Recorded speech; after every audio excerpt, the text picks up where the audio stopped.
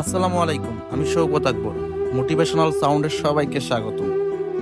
এই পৃথিবীতে লক্ষ মানুষ আসে যায়, কিন্তু কয়জনের কথা আমরা মনে রাখি, কয়জনের নাম আমরা ইতিহাসে দেখি?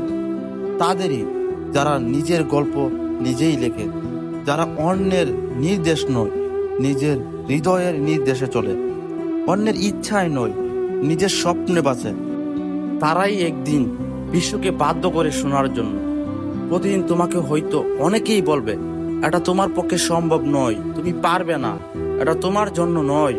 তাদের এই কথাগুলো তোমাকে থামানোর জন্য নয়, তোমাকে আরো সাহসী করে তোলার জন্য। যখন তুমি নিজের উপর বিশ্বাস রাখবে, তখন সেই বিশ্বাসই হবে তোমার সবচেয়ে বড় শক্তি। জীবনে ভুল হবে, ব্যর্থতা আসবে, কেউ তোমাকে বুঝবে না, তবুও নিজের গল্প নিজেই লিখে যেতে হবে। কারণ সেই গল্পই একদিন অন্যের অনুপ্রেরণার উৎস হবে।